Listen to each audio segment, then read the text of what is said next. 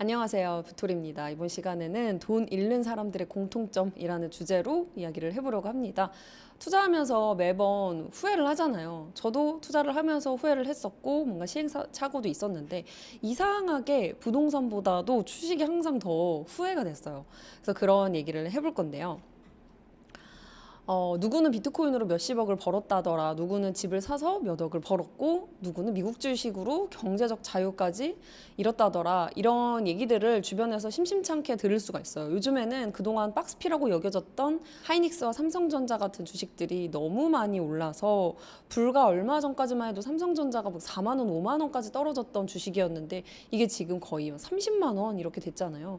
사람들이 이제 포모가 옵니다. 포모. 나만 안 사면 이게 떨어지는 거 아닐까 하는 그런 포모가 보통 오는데요.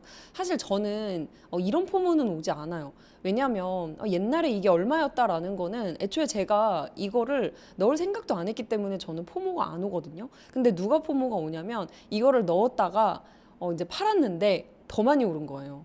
4만 원에 사가지고 물려서 계속 기다리다 9만 원, 10만 원이 왔어요. 사람들이 팔았는데 이게 20만 원, 30만 원 가니까 그때서야 멘탈이 약간 흔들리는 거죠.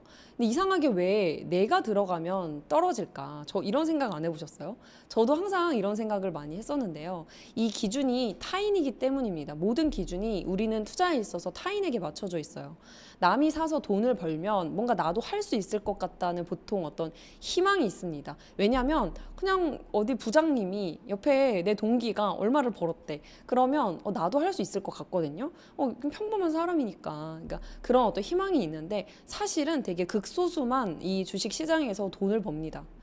그래서 남이 사서 돈을 벌면 나도 결국에 해야 될 것 같다는 그 조급함이 있고요. 그리고 불안함이 있는 거예요.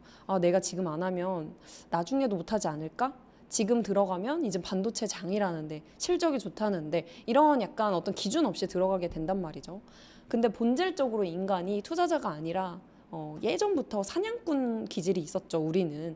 특히 이게 제가 느끼기로는 여자보다 남자에게 더 많은 것 같아요. 성향에 따라 차이는 있겠지만 좀 더 이 공격적인 성향이 남자분들에게 좀 더 유달리 나타나기 때문에 저는 그렇지 않을까 생각이 드는데요. 그래서 저도 최근에 이제 아파트를 팔면서 현금이 몇 억이 이렇게 생기는데 신랑이 되게 그거를 자꾸 넣고 싶어 하더라고요. 그래서 제가 우리는 DCA를 하자. 뒤에 나오는 그러니까 적립식 투자를 저희는 계속 하고 있단 말이죠. 현금을 보유하면서. 근데 인간이 왜 이렇게 자꾸 욕망에 휘둘리냐면 본래부터 혼자 살아남기가 어려웠던 시절이 있었습니다. 왜냐하면 아주 오래전에 인류가 자연 속에서 살아남기 위해서 진화가 됐죠. 그러니까 인간은 그냥 생존 자체가 중요한 목표였던 사람 중에 한 명이었습니다. 그래서 오늘 먹을 음식이 중요하고 뭔가 위험한 동물에게서 살아남고 추위랑 배고픔 견디는 그런 삶을 살았단 말이죠. 저희가 이렇게까지 뭔가 근대화가 되고 얼마 되지 않았잖아요. 결국에는 집단을 따라 움직이는 방향으로 진화가 됐고요. 그게 가장 안전한 길이었어요. 무리에서 떨어지면 뭔가 어떤 짐승이나 동물들에게 이렇게 습격을 당하기도 하고, 그러니까 무리에서 떨어지면 생존 확률이 낮아졌던 거죠. 그러니까 이런 심리가 바탕에 있기 때문에 우리는 계속 남들에 의해서 결정권이 그들에게 쥐어집니다.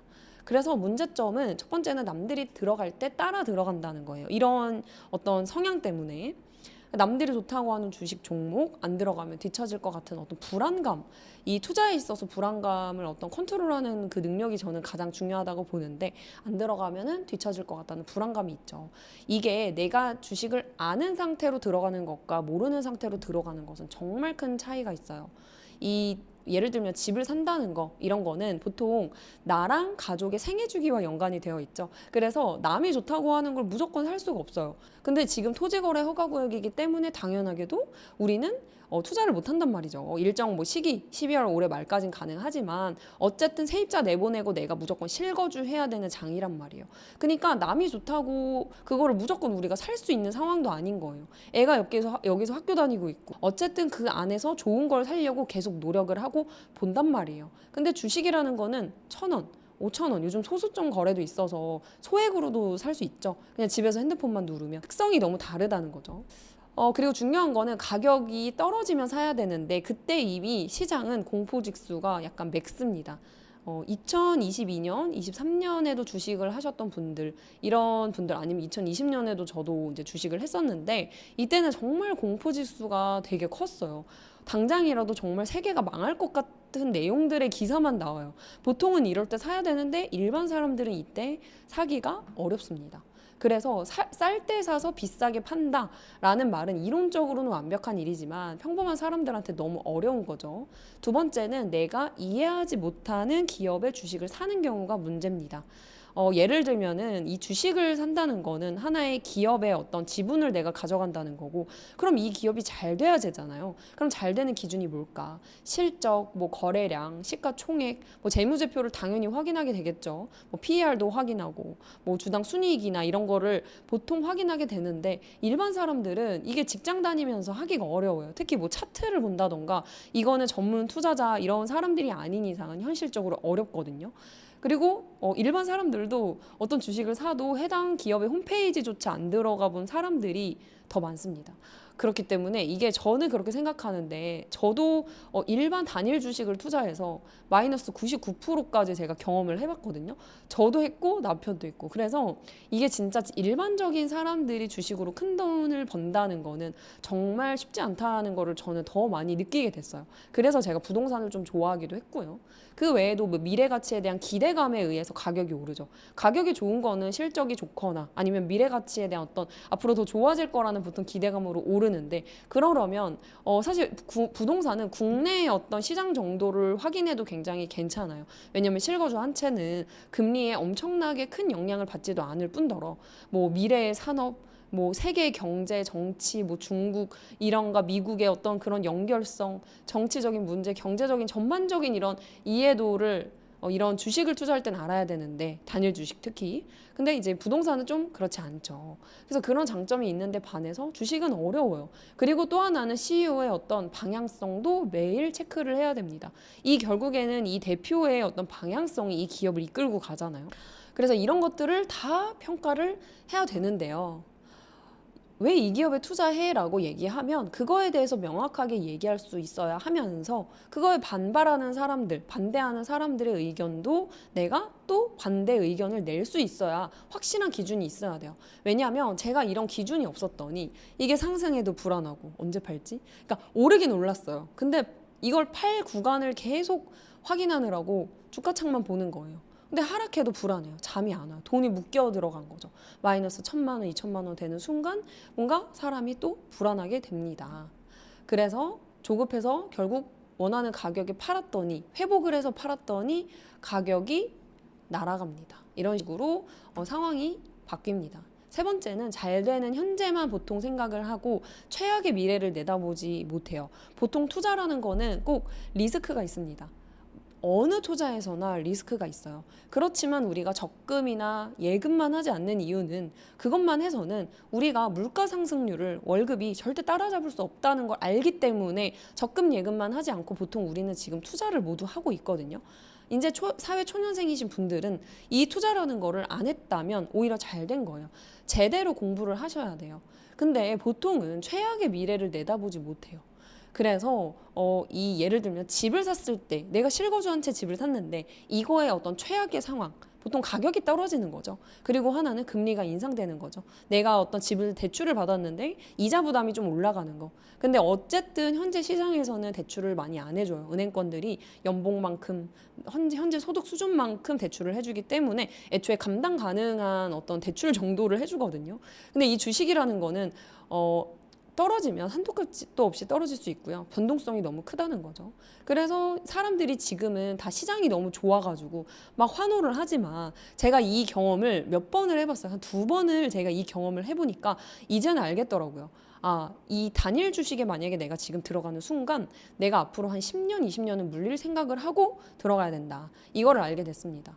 그래서 앞으로도 안 오를 수도 있을 거라는 생각을 해야 되고요. 앞으로도 계속 오른다는 거는 아니란 착각입니다. 그래서 떨어져도 버틸 수 있는가, 이거를 가장 중요하게 생각해야 돼요. 투자라는 거는 대응의 영역이거든요. 제가 그래서 해결 방법을 드릴게요. 첫 번째는요, 인간 지표를 활용을 해야 됩니다. 이게 엄청 유명한 일화가 있는데요. 이제 그 케네디라고, 존 F 케네디 대통령이 있죠. 그의 아버지인 조지프 패트릭 케네디 시니어라는 그 아버지가 있었는데, 이분이 원래는 이제 유명한 금융 증권사에 있는 분이었어요. 근데 이분이 뉴욕 거리에서 이제 어느 날 구두 닦기 소년에게 구두를 닦게 된 거죠. 이제 맡겨서. 근데 구두 닦기 소년이 갑자기 이런 말을 했다고 합니다. 요즘 어떤 주식이 좋나요? 저 주식 투자하고 있는데 이걸 사야 돼요. 이렇게 얘기를 했다고 하는 거예요. 그래서 그 당시에 이분이 미국이 그때 엄청난 미국 광풍이 불던 시기였는데 이게 평범한 직장인부터 시작해서 이런 학생 그리고 주부, 택시 기사, 심지어 구두 닦기 소년까지도 주식을 이야기를 하던 시대다 보니까 이렇게 생각을 했던 거죠. 아, 구두 닦기 소년까지 주식을 이야기한다면 이미 시장에 들어올 사람들은 다 들어온 거다. 그래서 이분이 주식을 정리를 대부분 했다고 합니다. 근데 그 이후에 경제 대공황이 찾아왔다고 해요. 그래서 저도 꼭 생각하는 게 이 인간 지표예요. SNS에 주식 얘기가 막 많이 불고 그리고 뭐 주변에 가족이나 아니면 배우자나 아니면 친구나 길을 가다가 카페에 앉아 있는데 옆에 아주머니가 이런 얘기가 너무 많이 나올 때는 좀 주의를 하는 편입니다. 그래서 일정 부분은 매일 혹은 격주 매달 적립식으로 사는 게 가장 좋고요. ETF 가장 좋고요. 그리고 가격이 떨어질 때 대비해서 현금을 일정 갖고 있으면서 추후에 주식을 사는 거. 이 방법이 사실은 제일 좋은 것 같아요. 두 번째는 돈이 일하게 하라는 거죠. 사실 우리가 대부분 타인의 기준에 맞춰서 뭔가 집을 사거나 주식을 사요. 근데 그게 아니라 내가 진짜 나중에 어떤 목표를 위해서 이 투자를 하고 있는지를 본질적으로 되짚어 보는 거예요. 저 같은 경우는 사실 강남 아파트를 사는 게 제 인생의 목표는 아닙니다. 만약에 누군가가 강남의 아파트를 30억짜리, 40억짜리 아파트를 가지고 있는데 내 노동력이 끊기는 순간 모든 월 수입 어떤 그런 것들이 끊긴다면 저는 이건 과도한 투자라고 봐요. 내 모든 것들을 끌어다가 여기에 넣은 거잖아요. 그렇기 때문에 저는 꼭 내가 돈이 일하게 하는 시스템을 만들어야 된다고 생각을 하고요.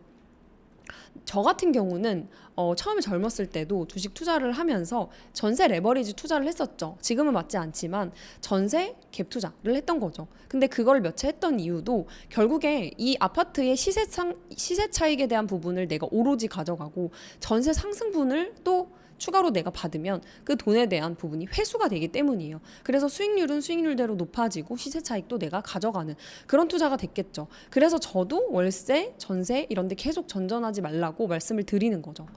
그래서 돈으로부터 자유로워지면은 결국에 자유가 생겨요. 저도 이제 정리를 하고 해서 드디어 똘똘한 한 채만 남겨놓는데 너무 행복해요. 그래서 제가 나머지 이제 돈들은 금융자산에 다 분산 투자를 그 전부터도 계속 하고 있었고요. 하고 있습니다. 그래서 뭐 비트코인도 하고 있고 이것도 이제 전체 자산의 10에서 15%그 외에는 현금으로 가지고 있는 비중이 생각보다 전 굉장히 많아요. 그래서 저는 어떤 원칙을 세워가지고 제 상황에 맞는 전략대로 투자를 하고 있습니다. 여러분들도 본인만의 전략을 알아야 돼요. 세 번째는 내가 이해한 주식을 사는 겁니다. 저 같은 경우는 이제 ETF를 사는데요. 평범한 월급쟁이라면 물론 단일 주식도 일부 있지만 그 포트폴리오 비중이 크지가 않은 거예요. 일단 대규모로 많이 가지고 있는 거는 부동산과 ETF예요. 그래서 이거를 DCA, 달러 코스트 에버리징이라 그래서 이거는 이제 레이 달리오라는 그 원칙이라는 책에서 제가 처음 본 어떤 의미인데요. 적립식 투자를 하는 겁니다. 그래서 시장을 맞출 수가 없기 때문에 내가 매일 하락이 오든 상승이 오든 매일같이 적립식으로 투자를 하는 게 사실은 가장 좋아요. 근데 그렇게 했더니 어떤 일이 벌어졌냐면 아이 계좌 주식이거든요. 아이 계좌입니다. 아이 계좌와 저의 계좌 이런 것들이 모두 이렇게 좋은 상승을 보여주고 있어요. 근데 중요한 건 모두 다 안정적인 자산만 샀다는 거예요. 그래서 큰 수익을 바라지 말고 확실한 수익을 여러분들이 가져가야 돼요. 제가 이때 처음으로 25년 1월에 재테크 강의를 처음 했는데요. 이번에 1년 반 만에 처음으로 리뉴얼을 하고 런칭을 다시 합니다. 그래서 고정 댓글을 꼭 확인을 하세요. 이때 만약에 강의 들으신 분들은 이 돈으로 많이 불려서 아마 집을 사셨을 겁니다. 그래서 저는 단순히 집 사는 거에만 그치지 않고 돈 그릇을 만드는 방법, 돈 관리를 어떻게 하는지 통장을 어떻게 쪼개고 이걸 어떻게 관리하고 이 중에서 몇 퍼센트를 투자를 해야 되는지까지 다 알려드리고요. 이걸 불리는 방법들 그리고 내 집 마련하는 방법 전체적인 올인원 강의라고 생각을 하시면 돼요. 제가 처음으로 이 ETF를 적립식으로 투자를 했던 거는 22년도에 아기가 태어나면서부터였는데요. 왜냐하면 내가 가진 돈은 내가 관리를 한다고 쳐도 이 아이에게 배당된 이 돈은 이 아동수당으로 들어온 돈은 이 아이가 20년 뒤에도 가격이 올라야 되고 안정적으로 계속 유지가 되는 걸 사줘야 되잖아요. 그래서 ETF가 좋다는 얘기는 많이 들어봤지만 처음으로 이때 적립식으로 매월 사주게 된 거죠. 이 아동수당은 어떻게 보면은 매월 돈이 들어와요. 그래서 그걸로 사주기 때문에 강제적으로 이게 적립식 투자를 한 거거든요. 그렇게 지금 제가 해본 지 한 4년이 된 것 같아요.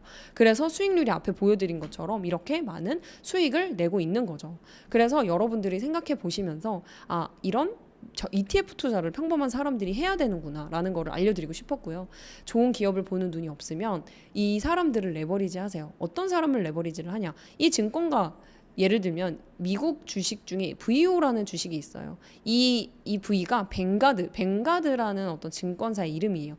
예를 들면 뭐 타이거, 코덱스 이런 것도 뭐 삼성 이런 데서 만든 주식이잖아요. 이런 증권사에서 그 이제 닉네임이라고 보시면 되는데 이거를 이제 사면은 뭐가 좋냐면 알아서 썩은 사과를 골라줍니다.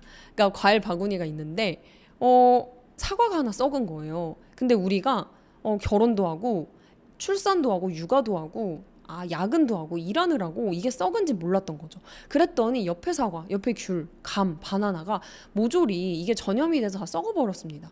근데 이러면은 내 포트폴리오가 다 전체적으로 하락하지만 알아서 썩은 사과를 골라주기 때문에 그냥 내가 아무리 바쁘고 야근을 하고 시간이 없어도 일반 직장인들도 알아서 이 펀드가 알아서 증권사들이 골라주기 때문에 우리는 이거를 스스로 골라낼 눈을 키울 필요도 없는 거죠. 여기가 제대로 된 증권사인지 이 주식이 이 ETF가 괜찮은지만 확인하면 되는 거죠. 그래서 저는 평범하고 게으른 투자자도 가능한 방법이라고 생각해요. 저는 제가 되게 게으른 투자자라고 생각을 하거든요. 그럼에도 불구하고 이렇게 뭔가 엄청 큰 수익을 사실 저는 원하진 않아요. 저는 제가 원하는 방향성은 딱 그거였어요. 아이가 초등학생이 돼서 방학이 됐을 때 한두 달 정도? 2달이라고 치면 요즘 방학이 몇 개월인지 모르겠어요. 초등학생들이. 2달이라고 치면 이때 유럽이든 계속 여행을 다니는 거예요. 그래서 이 아이가 많은 경험을 할 수 있도록 그 여유와 어떤 삶의 어떤 방식들을 배울 수 있게 다양한 것들을 보면서 그게 제가 원하는 삶이거든요. 그래서 저는 이제 40대에 은퇴하겠다. 뭐 이런 목표도 예전에는 있었어요. 그러니까 그런 식으로 저는 이런 어떤 뭔가 그러니까 부동산을 한다면 요즘에 똘똘한 아파트를 당연히 원하고 사람들이 좋아하지만 사실 제 원래 근본적인 목표는 그게 아니었어요. 근데 똘똘한 아파트를 한 채 하고 그 이후엔 당연히 금융투자로 분산을 하면서 이제 읽어 나가야겠죠. 그 너무 좋은 방식이죠. 그래서 이제 제가 생각하기로는 어쨌든 게으른 투자자도 가능하다. 네 번째 해결 방법은요. 10년을 묶어둬도 지속적으로 상승해야 된다는 점이에요. 그리고 하나는 10년 정도 묶어줄 생각으로 사는 거예요. 그러니까 제가 앞에서도 말씀드렸지만 지금 하이닉스나 삼성전자 들어가는 건 여러분들이 10년 동안 이 돈 안 빼고 여기에 묶어둘 이유가 있다면 묶어둘 만한 어떤 이유가 있을 때 들어가야 된다고 말씀드렸죠. 이게 이제 두 가지인데 장기 투자 하나는 장기 투자 관점이어서 그렇고요. 하나는 이 주식이 10년간 하락, 횡보, 장일 수도 있어요. 떨어지고 그게 횡보하는 장일 수도 있는 거예요. 그러니까 주식이라는 건 아무도 타이밍을 맞출 수도 없을 뿐더러 가격을 예측할 수가 없습니다. 그러니까 결론적으로는 10년을 묶어둬도 괜찮은 돈이면 넣는다는 거죠. 그러니까 이런 계속 상승하는 이런 거 사야 된다. 근데 중간중간 돈이 필요한 순간에 이제 주식에 돈을 빼게 되는 순간이 옵니다. 그러면은 첫 번째는 그 순간을 제거한다던가 또 하나는 해결해야 되는 거죠. 집을 한 1년 내에 사야 돼요. 1, 2년 내에 사야 되면 이거 해결해야 되기 때문에 넣으면 안 되겠죠. 혹은 일부만 안 빼는 순간까지만 넣어야겠죠. 근데 아니면 내가 만약에 소비재를 산다, 자동차를 산다 이런 목적이라면 당연히 제거를 해야 된다. 자산의 상승을 가져가는 선택이 아니라면 우리가 지금 사회 초년생이나 이제 막 돈을 벌어서 시작하는 사람들에게는 맞지 않습니다. 그렇기 때문에 이 주식을 산다는 거는 내가 하나의 기준과 신념을 가지고 이 기업에 투자를 하는 거잖아요. 혹은 ETF라는 것도 내가 장기 투자를 목적으로 이걸 넣는 건데 월급의 최소 3배에 해당하는 비상금이 필요한 이유입니다. 이게 없다면 돈이 필요한 순간이 생겨요. 치과 치료를 하든 자동차가 고장이 나든 접촉사고가 나든 부모님이 아프시든 이때 내가 강제로 갑자기 돈을 빼야 되는 상황이 생겨버리면 우리는 주식을 지킬 수가 없습니다.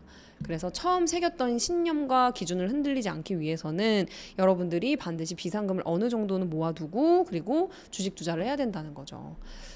그래서 저는 결론적으로 개인 상황별로 투자 전략이 달라져야 된다고 생각을 합니다. 만약에 이 투자 전략을 모르겠다. 내가 사회 초년생이고 아니면 20대 후반, 30대 초반인데 결혼 예정인데 아이를 낳으려고 하는데 이런 상황에서 모르려고 한다. 그러면 투자 전략을 반드시 짜야 돼요. 이 내용이 정말 모르고 헷갈리고 확실하게 알고 싶다. 이런 분들은 말씀드린 대로 고정 댓글 확인해서 여러분들 강의 꼭 들으세요. 여러분들 인생이 바뀝니다. 커피 한 잔 지금 사 먹을 때가 아니에요. 커피 한 잔, 두 잔, 몇 잔만 줄이면 들을 수 있는 가격이에요.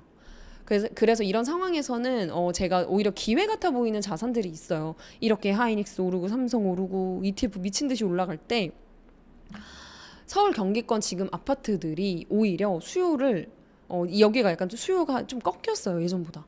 불과 5월 9일까지만 하더라도 이때까지 데드라인이다 하면서 수요가 막 불붙었는데 또 기한이 조금 늘어났거든요. 올해 12월 31일까지. 그러니까 이때까지 기회가 추가로 생긴 거예요. 그러니까 사람들이 아직 시간이 있다고 착각을 합니다. 근데 이 사이에 이 시간 동안 여러분들이 계속 공부하고 발품 팔고 금매를 그래서 잡아야 돼요. 이 시기가 저는 진짜 여러분들에게 마지노선의 어떤 시기가 되지 않을까 생각을 해요. 결국에 좋은 자산은 남들이 관심을 덜 둘 때 사야 빛을 본다고 생각을 하거든요. 여러분들이 이 내용을 꼼꼼히 보시고요. 한 번 더 보시고 두 번 보시고요. 그래도 모르겠다. 그러면은 이번에 강의에서 만나요. 여러분들이 챌린지도 있으니까요. 그때 챌린지 하면서 환급도 해준대요. 챌린지를 하면은 강의의 일부분을 환급을 꽤 많이 해주더라고요. 돈을 다시 돌려줍니다. 그래서 이제 여러분들이 강제로 할 수 있도록 어떤 환경을 세팅을 해드릴 테니까 여러분들의 돈 버는 시스템, 여러분들이 누워서 자는 동안에도 돈이 들어오는 시스템을 꼭 경험을 해보셨으면 좋겠어요.